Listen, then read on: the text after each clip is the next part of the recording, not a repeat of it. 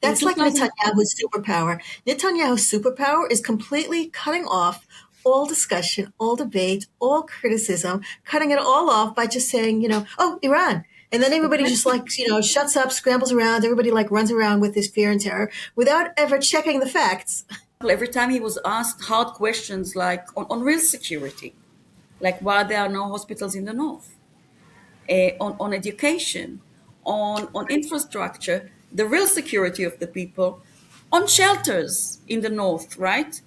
The answer that he would give is, I take care of life itself, and that was it. No more questions. Welcome to Women Ending War, the podcast where Palestinian and Israeli women talk about partnerships for peace, real solutions, and ideas for crafting a new world. It's where we express our pain, anger, dreams, creativity, and vision, where hope is a conscious choice. معاكم أميرة مسلم. I'm Ilana Stockman. Thanks for joining us.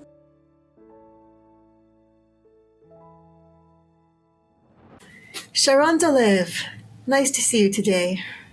Thank you for having me. My pleasure. There's so much going on and so much to talk about in terms of your areas of expertise of peace and war and Iran and weapons. Thank you for sharing with us. It's my, not just, I would say my pleasure, but I feel like it's my duty. There's not enough discussion, especially not in Israel, on these matters, and especially not a discussion that is curious, proactive, and not falling into the same paradigm of they want to kill us, let's kill them first. Or Right. the answer is more power. There are so many other topics to talk about and not enough discussion. So I'm very grateful for Yeah, the opportunity. absolutely. Yeah, I couldn't agree with you more. So before we get started, just let me introduce our viewers to who you are. Sharon Dolev, Nobel Peace Laureate. We should start with that. That you won the Nobel. Not Yeah, alone, with all the not campaigns alone. of ICAN in 2017. The, the, the Nobel Peace Prize was given to the campaigners and not to the organization. And since then, I personally left ICAN, but my other organization, Middle East Treaty Organization, is still a partner organization with ICAN. Okay, so can you tell us a little bit about what your organization does?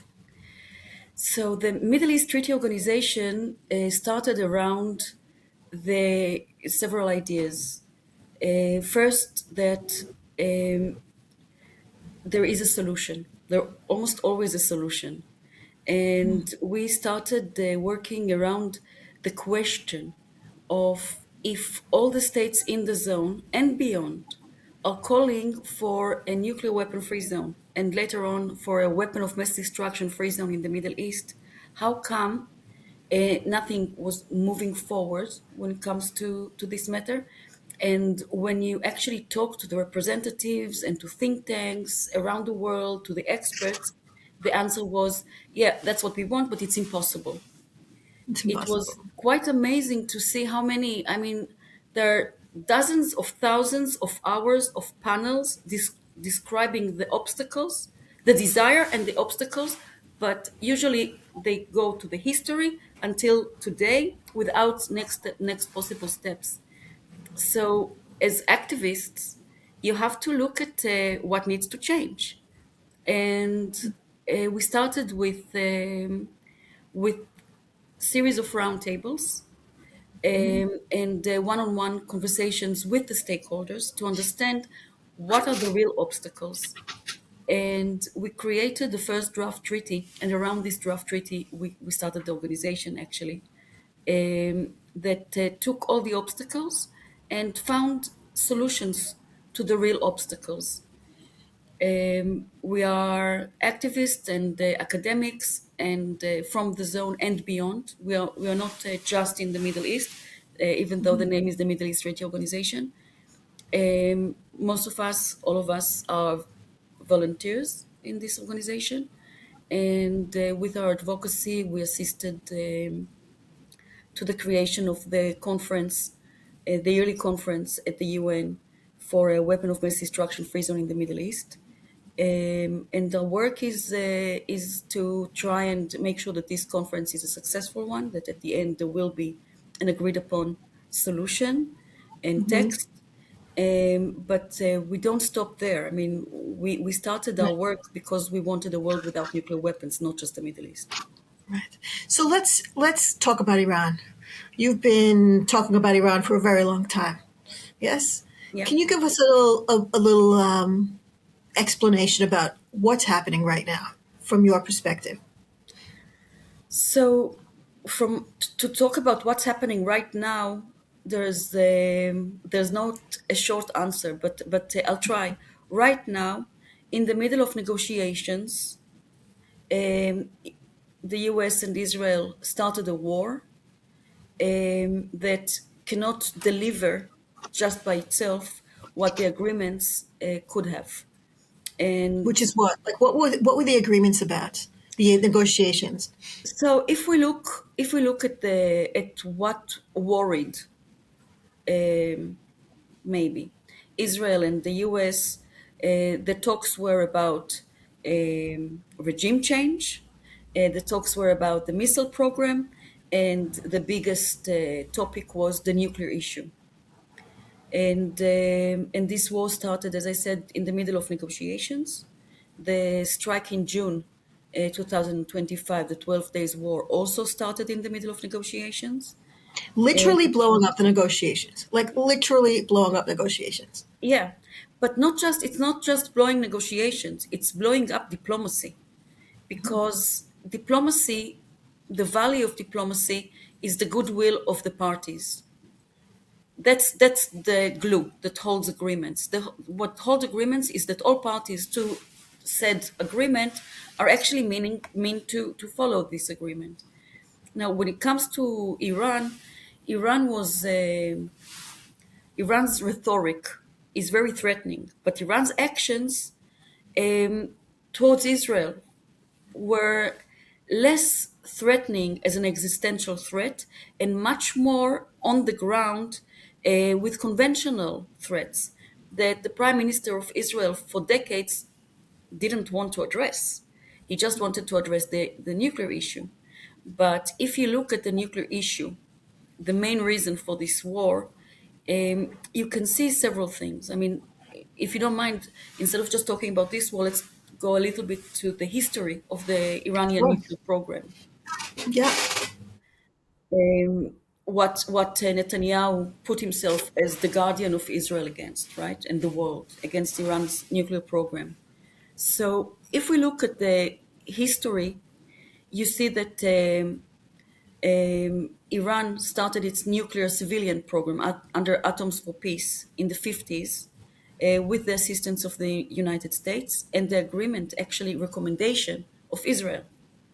And in the late 70s, after the revolution in Iran, the nuclear program died a little bit or slowed down a little bit and came back in full power during and after the war between Iran and Iraq.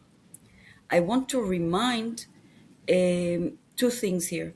First, in 1970, Iran joined the Nuclear Non-Proliferation Treaty, the NPT, and under the NPT, in 1970, when Iran joined, Iran was allowed to do some nuclear work, for example, enrichment until a certain level. They were allowed to work on nuclear facilities such as for electricity and for research. And throughout the years, they focused on that, and there were some suspicions that Iran is also looking at possible military dimensions.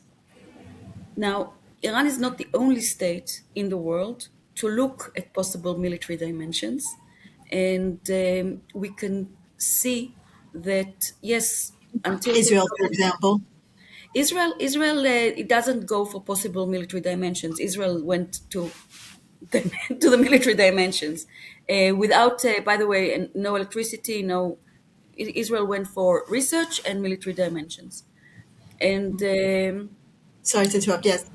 Yeah, and in Iran, there were suspicions and probably right suspicions, but if you want to look at it without the paradigms, the usual paradigms, you can see that Iran always stops on the place that we call it threshold state. So it is when it wants to, Iran can build a nuclear weapon if it changes its decision. Yet, under the Non-Proliferation Treaty, Iran stood by most of its obligations, and the inspectors of the International Atomic Agency were able to be on the ground and um, do the checkups on Iran's nuclear program. It is ridiculous to think that if Iran would have chose to build a nuclear weapon, it wouldn't build it by now. I mean, if the What do you US, mean? they That had, if it wanted to, it would have done it already. yeah, I mean, until but by 2003, they had all the components if they wanted to. And if we know, and everybody knows, that the US built the bomb during the Second World War with the knowledge of 1940s, then to think that a state that wants to build nuclear weapons in these days cannot do it, it's ridiculous. Iran could have. And Iran chose, there are several reasons why they chose to, not to build the weapon, but to become a state that can build a weapon once it chooses to. So if you look at all the components, one thing that is quite obvious is that if Iran made a decision to become a nuclear armed state, Iran would have become the nuclear armed state, and that didn't change, by the way. But After they're this not. You're war, basically saying that Iran is not a nuclear armed state. That's what you're no. saying. If Iran was a nuclear armed state, we wouldn't have attacked it like this, right? You don't attack nuclear armed state the way that the US and Israel attacked Iran. So what has Netanyahu been screaming about for the last 20 years, 25 years? Netanyahu screams about Basically, Iran all the time. yeah, Non-stop screaming about Iran. Iran yeah. is an existential threat. Iran this, Iran that. Every time something comes up, about his corruption trial. Oh, about Iran. Oh, Iran, terror, Iran. Oh, the Hague, but Iran. Anti-Semitism in the world, but Iran. He uses Iran as every time he's under attack about anything, he'll say, "Oh, but Iran, existential threat. Israel's under an existential threat," and you're basically saying that's not even true. It's not. I mean, the real Iranian threat, first, I would like to separate between the Iranians and the mechanism that controls Iran, okay, the regime. The Iranian regime threat is first and foremost to its own people. And we saw that, right? The Iranian regime killed more Iranians than any other group in the Middle East. The second Iranian threat is by proxies, but that's a conventional threat. So Iran is arming Hezbollah, the Houthis in Yemen, Hezbollah in Lebanon, the Houthis in Yemen, Hamas in Gaza. But this is a conventional threat, and a conventional threat that we know what we can do about, but Netanyahu didn't touch it. Because in order to touch this in a way that might work, we need agreements. We need agreements with the Palestinians. We need agreements with the Lebanese government. And maybe even with Yemen, that right now is a bit torn. But So all of this is going to do nothing to protect Israelis from Hezbollah and Hamas and rockets from Yemen. All of this has nothing to do with that. It's not going to have any effect on any of that. until 2015, I mean, in 2015, that was also the truth. Okay, in 2015, Obama reached an agreement with the Iranians. When Obama reached this agreement, Iran accepted on itself the most comprehensive safeguards, checks that any state agreed to. No state ever agreed to such intrusion into its facilities like Iran did. So basically, that was a good agreement. And now some of the generals and experts that kept their mouths shut in 2015 and after also said that it was a good agreement. Pity they didn't say it then because they didn't want to sound like weirdos. But this is Well, something that could have because happened agreeing with only, Obama would make people sound like weirdos. yeah. Hmm. But that was something that is only possible because of the ambiguity and the compliance to this ambiguity by the main media. I mean, the main media, you can see some of the reporters are able to say something about it now and invite some of the people that kept their mouths shut then and now are talking. But when there's no real discussion, and there isn't a real discussion about nuclear issues because of ambiguity, the prime minister, nobody believes him on anything anymore. But once he says existential threat, nuclear plus Iran, everybody's just doing cut and paste to what he say, and there's no Right, thinking and no asking questions, and right. that's the one of the risks of ambiguity. In That's like 2000, Netanyahu's superpower. Netanyahu's superpower is completely cutting off all discussion, all debate, all criticism, cutting it all off by just saying, oh, Iran. And then everybody just exactly. like, shuts up, scrambles around. Everybody like runs around with this fear and terror without ever checking the facts, without ever And even pay checking. attention to the things like the language things that the language that he installed. For example, every time he was asked hard questions like on real security, like why there are no hospitals in the north, on education, on infrastructure, the real security of the people, on shelters in the north, right? The answer that he would give is, I take care of life itself, and that was it. No more questions. And he didn't even have to say Iran plus nuclear. Everybody assumed that if he says life itself, it means Iran. And it allows him and his governments throughout the years to really do nothing for the people because they're there to protect the life itself. And while doing that, until October 7th, almost nobody talked about the real threat that Iran built Iran around Israel. And now we're going into another war in Lebanon, and they're talking about recruiting 400,000 people. Who are they going to recruit in order to invade Lebanon again? And all that while the Lebanese government is willing to work with Israel, which it didn't recognize until now, but they're willing to recognize Israel, work with Israel in order to disarm Hezbollah. What are we doing?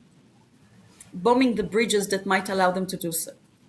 So I think that it's quite safe to say that the thing that threats Netanyahu most are agreements because he knows that his government will not stand that. And what Netanyahu needs most is an existential threat. And if the existential threat is being diminished by agreement, he needs to bomb the agreement. Because in 2015, the Iran deal, the JCPOA, was a very good deal, and Iran wouldn't be able to continue any military dimension to its program uh, wi- without being noticed. And Netanyahu couldn't stand that deal. He went to talk against it in the House of Congress. The minute that Trump was elected, he used his relation with Trump and the fact that Trump hates everything that Obama did in order to leave a working agreement. And when you leave a working agreement, you are harming diplomacy. And what we have a say that one stone that was thrown by an imbecile, 1,000 smart people cannot retrieve. I never And heard that's that exactly what expression. happened with the Iran deal. Biden tried to go back to a deal, and he couldn't get as good deal as the JCPOA, followed by Trump, that did two rounds of negotiations, and both of them ended with us attacking in the middle of negotiations. So what happened this time? Why are we here all of a sudden now? In the last negotiations last month in Geneva um, with the moderation of the Omani ambassador. One of the things, for example, that Iran was willing to discuss was surrendering their enriched uranium, the uranium that they enriched over 60%, to a third party and dilute the other part. They agreed to not enriched over 3% or even hold their enrichment. Now, by the way, when Trump withdrew from the agreement, it took Iran a few months before they started to go back from their obligations too. But they didn't go back from their obligations to the Non-Proliferation Treaty. So they were still working under a working agreement, right? Just not a comprehensive one. So when you look at that and you see that everything that we wanted to achieve from Iran could have been achieved through negotiations, the question is why this war? And I think I can't imagine what's going on in the heads of people like Trump and like Netanyahu, but I do know that it was too easy for them to make a decision on war, and too little questions were asked about it, and how easy it is to decide on a war and how hard it is to decide on negotiations. And that's Yeah. ridiculous. War Yeah. was supposed to be the last resort. Here it was not just the last resort, it was planned ahead of negotiations. The negotiations were not in goodwill. And is it because of the So, Epstein files? Is it because of Netanyahu's trial? Is it because, probably, and that's horrible, that's horrifying. yeah. Yeah. So what's it going to take to end this war? I mean, what Just to now? end it. There was always negotiations on the table. We need the rest of the world. We need the EU. We need NATO. We need other forces to say enough is enough. At the end of each war, there's negotiations. At the end, what is the price? We don't know.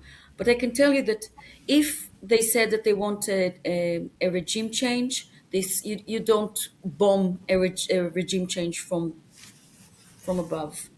If they love demonstrators so much, how come the Israeli police under Ben Gvir is hunting demonstrators in Israel, right? Yeah. So suddenly we love Yeah. demonstrators. Yeah, and also, by the way, the Israeli government does not have a very good record when it comes to women and religion either. Exactly. They say, "Oh yeah, we're doing," and the teens like, "We're doing this for the women of Iran." And this week they passed a bill expanding the powers of the rabbinical courts, which is exactly the worst thing for women in the name of religion. So how exactly are I mean, we we different here? exactly. We're this is Smokescreen. The such whole thing about, oh, we're doing this for the Iranian women is a total lie. so Like much Netanyahu. hypocrisy. I mean, our heart. Okay, my heart bleeds. Okay, but I'm talking about the governments in Israel and in the United States. Our hearts are bleeding for the Iranian demonstrators, but we don't give about about the dozens of thousands of people in Palestine, on the people that we're bombing in Iran, on the bombing of the oil facilities, burning, acid rain. School children, 150 schoolgirls who were killed. Yeah, I mean, we but suddenly we care about the demonstrators in Iran. There are so many other ways to help a regime change. But are we saying that now if people want a regime change in Israel, it's okay to attack us because they want a regime change? Sorry, there's an alarm. Yep, me too. Okay, so we have about 10 minutes till the rockets start falling. Yeah. So that was another reason for the war, a regime change. Another reason for the war was the missile program. Now, and that was also a reason why the US, one of the reasons that they gave when Trump withdrew from the agreement. But the agreement was always a nuclear agreement. It was not a conventional weapons agreement. Now, there are other states in the region and in the world that have missile programs. Until June 2025, Iran didn't use their missiles against Israel directly. So I think it's, again, quite obvious that this is a story to tell. that it wasn't good enough because it didn't touch the missiles. It was not supposed to touch the missiles. And if we cared so much about missiles, Saudi Arabia has missiles that they bought from China. There are rumors that Saudi Arabia has invested in the Pakistani nuclear weapon program. That if Saudi Arabia would like to become a nuclear armed state with capacity to put bombs on missiles, they can. So sometimes But we Trump care is and not going to sometimes we bomb. don't, apparently. So, there's no way Trump is going to bomb Saudi Arabia because he has a lot Exactly. of money at stake with Saudi Arabia. And Exactly. Jared Kushner, her son-in-law, also is totally in bed with the Saudis. So there's no way he's going to attack them. Exactly. So nothing in this war is about safety. And we know how we start a war. We never know how we leave the war, right? We Right. don't know how it will end. But we do know now that if the one thing, and I think there's no one um, agency in the world that has any proof that Iran didn't uphold to its agreement. So if the one thing that held Iran from becoming a nuclear power, nuclear weapon power, is a decision, did we just push them to make a different decision? Did we just make sure that they would look differently at the decision that they have by the Ayatollahs that weapons of mass destruction is against Islam because now they understand that if they had weapons of mass destruction, such as nuclear weapons, probably nobody would invade them or bomb them like we did? So that Maybe. this war is having possibly the exact opposite effect, meaning that instead of preventing Iran from going further, it'll do the Exactly. exact opposite and turn Iran more extreme. And the sad thing is that it's not something I'm saying now in retrospective. This is something that we knew already in 2012 when there were talks about how Obama said then in 2012, all options are on the table. And he meant sanctions or attack. He didn't mean negotiations. And already then we said you cannot attack the nuclear facilities. They're very deep, they're scattered. You cannot stop the Iranian program by bombing it. Maybe negotiations. Maybe among all the things on the table. So it's not new. It's not something that we're saying now in retrospective. It was known all the time. And I want to add something to that. Yeah. In 2002, the Arab League of States, that has all 22 states, including Palestine, in it, came with the what we some call the Saudi Initiative, though it was written by a Jordanian, the Arab Peace Initiative, that said that if Israel and Palestine will agree on three core issues, they'll all call it the end of conflict and normalization in the zone. And this was always, or at least since 2002, the answer to the proxies, to the ring, to the fire ring that Iran created around Israel, boots on the ground, missiles, programs, and so on. That was the answer. Iran was not against the Arab Peace Initiative and actually said that it will kind of support it, so that it will not go against it. And since then, any war, every aggression was while this agreement was on the table, and it's still on the table. And that's another thing that scares the Israeli government, the current Israeli government, and Netanyahu. Agreements were the answer always to the threats on Israel, but that won't work with their government. So can we talk about the proxies thing for a minute? Because I know that there are a lot of people in Israel who support this war because they think by supporting this war, that's going to end Hamas. So what do you say to that?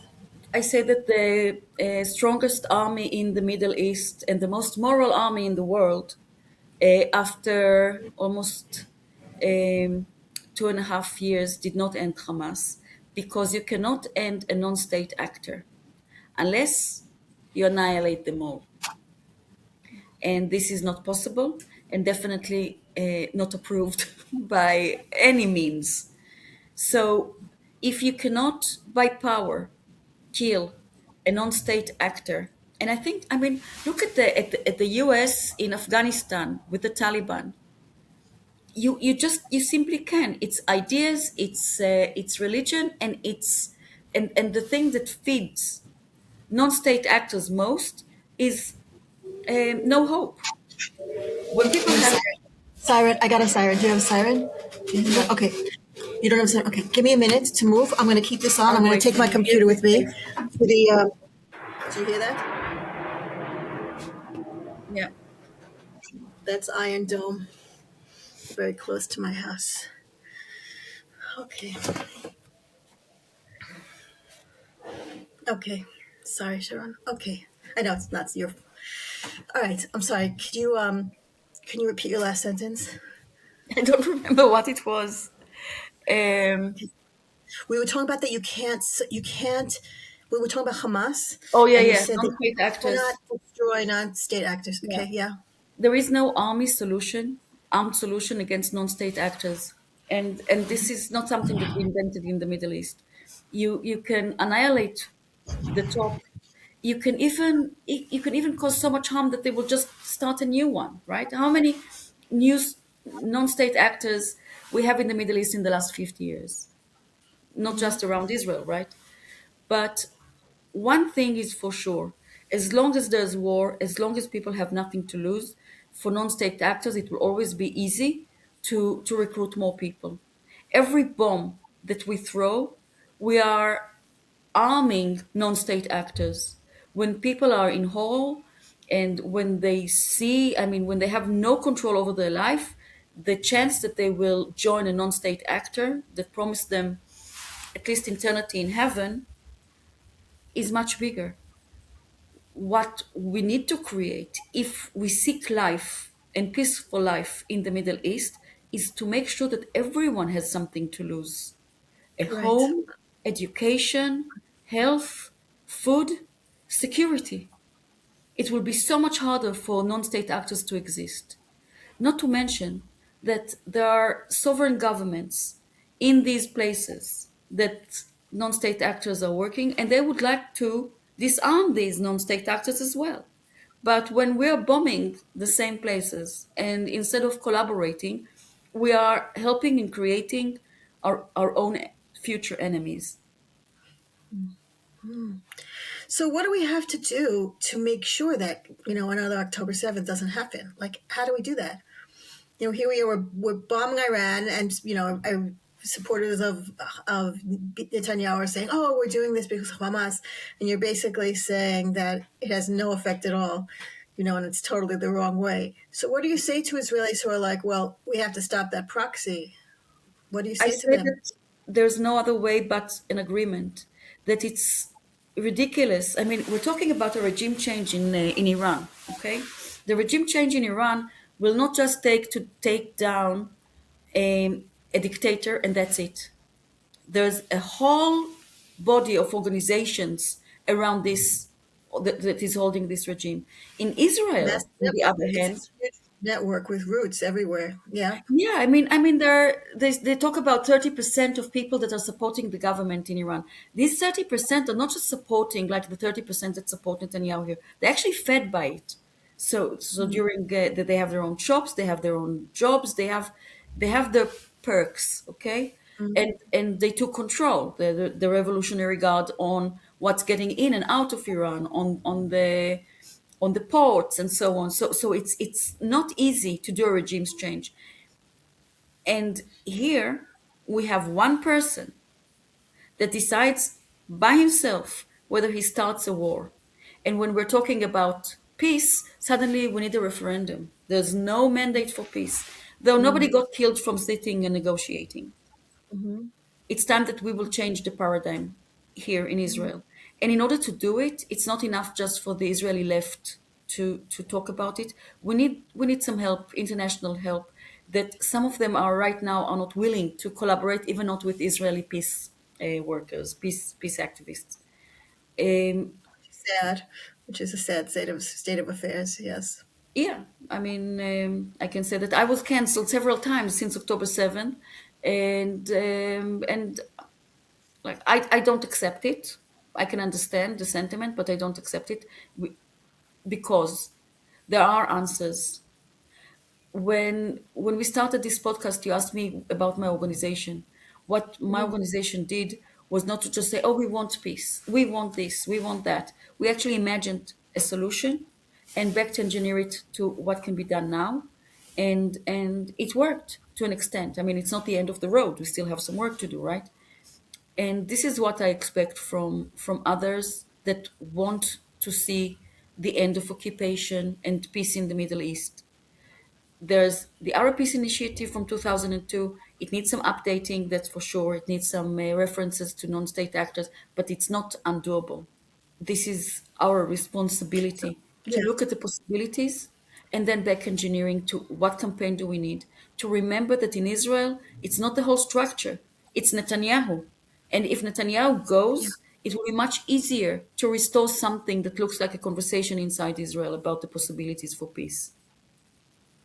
And yeah. we need What the we really need opposition. is regime change in Israel. It's, Definitely, mhm. definitely. We need a regime So maybe change in Israel. all of this is a diversion tactic. If we talk enough about change in Iran, people will stop talking about regime change in Israel, which is what really needs to happen. Exactly. And we need it first Hmm. and foremost for us, the Israelis, but also for Right, the safety of everybody around us. right. And it became ridiculous that the vast majority of opposition in Israel stopped thinking like that, stopped talking like that. I mean, and again, ambiguity. The attacks on Iran, they all rallied up. It took them time Yeah. to start thinking that maybe this is not what Netanyahu is telling us is not the truth. So it is our responsibility to push the opposition, not just the peace movements, but the opposition, to look at solutions and to promise something for the upcoming elections. Promise that they will look at peace agreements and the ideas, or at least go and start looking at what we need in order to negotiate. Mhm. The solutions are on the table. We just need to look at them and want them. And remember that they're possible. It seems like people forgot about the possibilities. Mm. Yeah. If it fails, okay, try again. But Mhm. war, I mean, since it's ridiculous. Yeah. I've said this like many times, I really worry about the 20 somethings growing up in this and thinking that this is the only way, thinking that all of this is somehow normal and this is just the way things are, forgetting that there is another way, Yeah, forgetting how to imagine, forgetting that imagination you're talking about. You have to be able to imagine another way. And these past few years and being surrounded all the time by the violence and the war, you're going to lose that imagination. In those years that are so important, those formative years when you're trying to figure out, how the world works and your place in it. And this is all they're seeing. I really very deeply worry about that generation. I think that this is why also I mean, we started with the weapon of mass destruction free zone because this is something that most of the states in the zone were already willing to discuss. Not Israel, but willing to discuss. But what we really want and what we're really trying to work in the last 2 years is a tangible picture of peace because people in the Middle East generations now don't know how it looks like, how security looks like when it's not just the security of states, but actually the security of the people that live in the state. What regional agreement can bring to the people from clean water to food security to mitigating climate change. And what we hope is that if we succeed with that, to be able to show people what peace look like. So it becomes something that they want. Why would people want peace when they have no idea what it looks like? So what can happen? What would you like to see happen like today, tomorrow, that would give us hope that maybe this war will end, maybe things will shift in a different direction? What would you like to see happen like right now? I would like to first see a ceasefire and going back to negotiations. But this Hmm. time we can't do it just us. I mean, there's first, why would Iran trust negotiations and not think that negotiations are just, A ruse. yeah.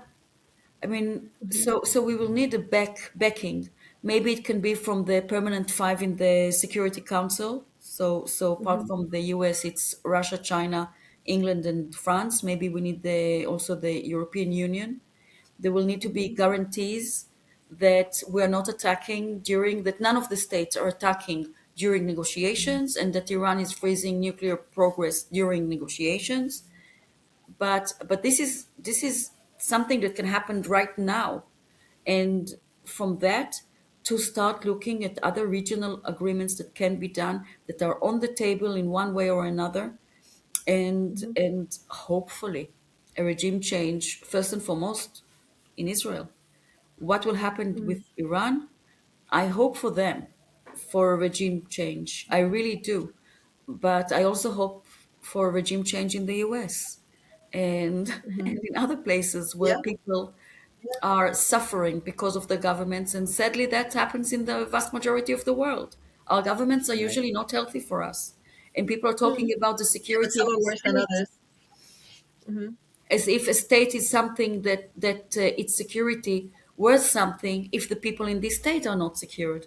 And what is security? To have bombs and shelters, or to have a life that is secure, that you can walk in the street and feel safe, and go home and feel safe. And I think that if there's one thing, now that I said all that, that needs to be shattered, is patriarchy. And but by Mm. patriarchy, I don't mean men. I mean the hierarchical way of thinking of what power is and what security is, and that needs changing. And it's time. It's time. Absolutely. Wow. Wow. Thank you. Thank you for saying all that. Before we wrap up, I would love to take a minute to talk about the significance of today. Today is the 47th anniversary of the signing of the Camp David peace agreement between Egypt and Israel, between Sadat and Begin, and via Carter, the American president. I was wondering if you have any reflections on that. As someone who's been working in this field for 30, 40 years, how long have you been doing this work? Oh, too long. Almost 40, since I was a teenager. Since you were a teenager. Yeah. Yeah. You want to And tell us a little bit about that too? I've heard you speak about that, about your I origins. mean, I started to be activist when I was 12, but I don't think that I was that organized then. Um, Mm. I remember Sadat landing in Israel. I remember everybody waiting for the door to open, and the suspicions and the scared. And I remember as a kid thinking, do they look like us? Like, Mm. I was quite naive. Do they look like us? I mean, what did we know about the Egyptians before that? We knew the war, and we knew the Haggadah from Passover, right? Oh. Mm-hmm. So I think one thing for sure, if it was possible then, it's possible now. And if there's one thing that we need to pay attention to, is the foreign ministry in Egypt. I think it's one of the most professional ministries in the zone. They've backed solutions, and they offered solutions that could have worked, but were pushed aside mostly by the Israeli government. And we could have seen, by the way, in the last since October 7th, several attempts to put put something between Israel and Egypt, even by this story of Egyptian tanks are on the border and stuff like that. Maybe by the Qataris, I'm not sure, because it's a peace agreement that worked. It's not normalization, sadly. It's not a warm peace, but it's working peace. The same with Jordan. Mm-hmm. And and I hope that the Egyptians will not stop with their work towards tangible solutions to cool down the Middle East. Mm. Um, and Like it doesn't have to be a warm peace. It doesn't have. We don't have to love each other. You know, you make peace with your enemies, not with your friends. It doesn't exactly, have to be a love story. It's I, just an I understanding that we have the same interest. We all just don't want war. We exactly. understand that this, what we're going through right now, is absolutely the bottom of the barrel. It is absolutely the worst option of all options. And if you can just agree to that, you don't need much more. No, you don't. You don't. I mean, of course, I And also, wish. and also, by the way, the Jordanians saved us in June. The first time we were attacked last June, the first time Israel was attacked with 400 rockets at once from That Iran, was it was in April, I think. April. April, Sorry, yeah, yeah, April. April April. 25. That was the first time, right? The first time was April. Second time was June. Yeah, now. So in April, those 400 rockets were largely, taken down by Jordan. Jordan was our friend, and it doesn't have to be a warm peace, and it doesn't. We don't have to be best friends. It's just a peace. We all understand that this is bad. Yeah, This is what we all don't want. yeah. Though, if you ask me, what is the picture that I would like to leave people with, Yeah. and I believe is possible, is not just this cold peace or security arrangement. I would love to see, and that's why we call the Middle East Treaty Organization without saying which treaty. I want to remind everybody that up, up till the end of the Second World War, Europe was after decades of war. And yet, they built the European Union, which is not perfect, but there's no reason not to believe that we can do the same. The Middle East can be bound by series of treaties, from how do we deal with climate change to state securities to assist each other during pandemics. And there's no reason to think that at the end of the road, we can have open borders, we can drive to Tehran, we can have a pan Middle Eastern, maybe North and South, because we are on two continents of rails that will take, we can take trains from Tel Aviv to Beirut, basically like it used to be before the state of Israel. I mean, my grandma. Maybe our yeah. Maybe our grandchildren will live to see something like that. I hope that we will believe to see the beginning of it. But yes, it might take a generation for people to forget how how we dislike each other. Amen. Inshallah. I just want to let you know that while we were sitting here and I had to run to my safe room, there was a rocket that landed in Yar Ben Shemen, the Ben Shemen forest, about 10 kilometers from here. I was hearing these booms while we were talking. I don't know if you were able to hear them, but I'm getting notices popping up while I'm talking to you about where those booms landed. It's just mad. We're living in this psychotic reality. Hope to end it soon. I hope that your dream, your vision comes to fruition sooner rather than later. Inshallah. Amen. Sharon Dolev, Nobel Prize laureate, along with ICAN. You're an inspiration, Sharon, a real inspiration. Thank you for everything that you do. Thanks for listening to Women Ending War. If you want to help create change, you should join us. Subscribe, like, comment, or share. Tell your friends about us. Talk about it. Be part of the solution. Thanks and see you next time.